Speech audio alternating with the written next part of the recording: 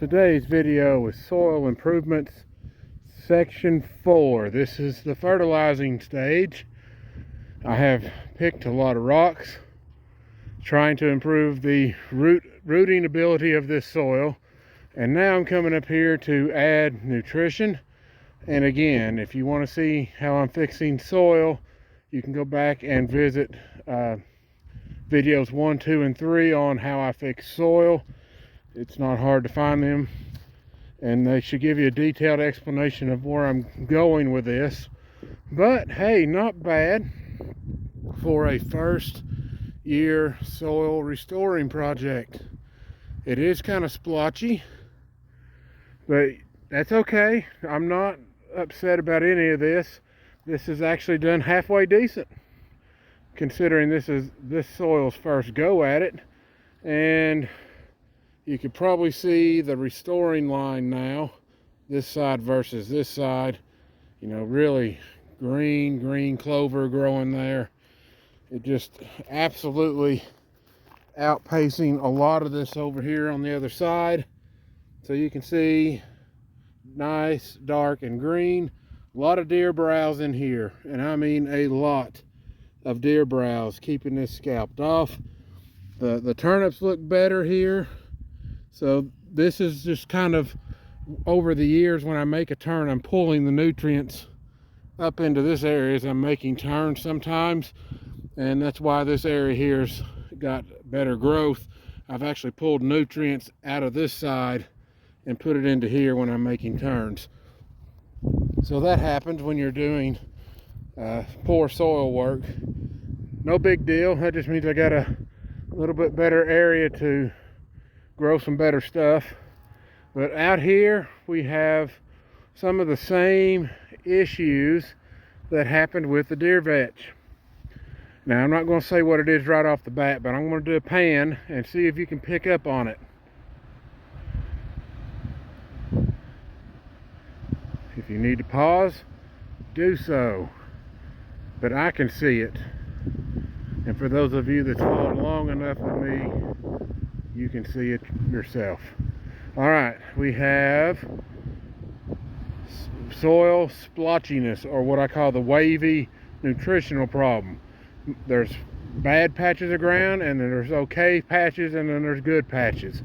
And this is what I'm still dealing with. However, it will continue to get better. Every year it will start looking more consistent if I can continue to get good rotting material put on the soil when I do the next crop rotation. I keep adding water retention abilities to the soil every time I do that, and that will help a lot of these plants come out of this ugly funk.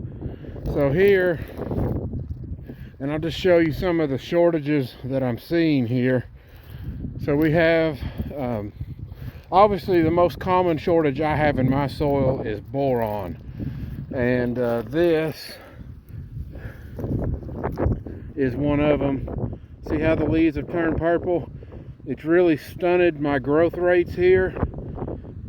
This area here is having a hard time getting bulky, and just applying a simple coat of boron can make its food plot look a whole lot better.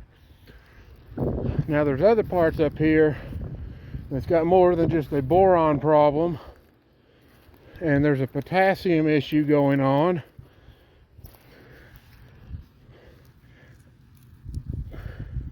So we have many issues here with clover leaves just not panning out. Boron will fix quite a bit of this, and some of this potassium shortages I'm seeing in here actually will go away because the roots are just so bound up to where they can't get anything. See how bad that boron is? That's rough. So today I came out here and added some triple 15 fertilizer and put it over the whole area. I used only 12 pounds, maybe 13 at the most. I'm not going complete gun-ho on this yet. I want to at least stimulate it to give it a good jolt, and then when it comes time to do my other project, it will get the last bit of what I want to put out, which would be another 38 pounds. So 12 pounds put out and triple 15. Now I want to caution a little bit here for you guys that are doing clover plots. This number here is probably going to be too high if you're doing pure standard clover, because once clover reaches 6 to 8 weeks old, it starts producing its own nitrogen. So if it's doing that and then you dump that nitrogen on it, you can actually burn your plot or put it in overdrive, and you get a little bit of nitrogen toxicity in your soil. I mean, it's not going to be poison to the animals per se, but the plants can not function correctly. The protein levels can get all out of whack. You just got to be careful with that. And I am doing a mixture here, so there's 2 or 3 different types of clover in here, and it's old enough now to produce its own nitrogen. So that's why I didn't really throw a ton of it out here too. This is the only type of bag I've got left, and I need to go to the store to get the lower grade nitrogen bags. So if you can find something that's got nitrogen in the single digits, and you got high-end numbers on your other half, depending on what your soil needs, of course, I would go for it. And I'm hoping this wind is not making this audio quality terrible, but I've got to do it today, otherwise it is just going to pour the rain on us. And I'm trying to time it to where the fertilizer is on the ground for a short period of time, rain hits, and then we're in good shape after that. So this is its first fertilizing of 2024, and now I'm going to go up here to the island and do the same thing. So I'll probably add a part 2 to this video, so hold on for part 2. Alright guys, here's part 2. This is island fertilizing. Today I did fertilize the whole island, and mainly because this over here is getting really pushed by the deer now, and it's getting borderline of too much browse in one spot. So I needed this side of the island to really kick it into gear. So there's twice as much fertilizer on this side as I did this side. I mean, it's amazing what happens when you add just some more organic matter into the soil. I mean, it is night and day right now. So we have some growth here showing some shortages now. I don't really see a boron problem up here like I do in my other places. If there is any, it is minimal. I may come up here, and I know I will come up here, and I will do another treatment, and I will talk about that and my oak trees for that video. But up here on this end, I've just really thrown some fertilizer in here to get this jump started more, just to get it higher. I need more height here. I need more aggressive plants. The deer's browsing in here more and more, and I just need it to turn it up a notch. That way I can relieve some pressure in here. So the island has fertilizer now. I used about 15 pounds additional fertilizer in here, and this should carry it and help it to overcome some of the pressure that's happening in here. This has actually worked out better than anticipated, because I know in the past, you don't have any of these other videos to look at, but in the past this was really difficult to get something to grow here, and by far the best coverage I've ever had here.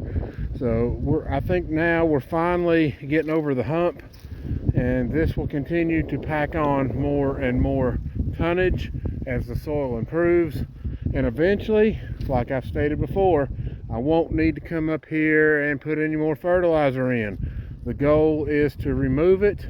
However, I do have quite a few trees here, so that goal may be a little harder to achieve up here, But as long as it can grow better with higher nutrition, I'm satisfied with it. And eventually some of these other trees probably will get removed.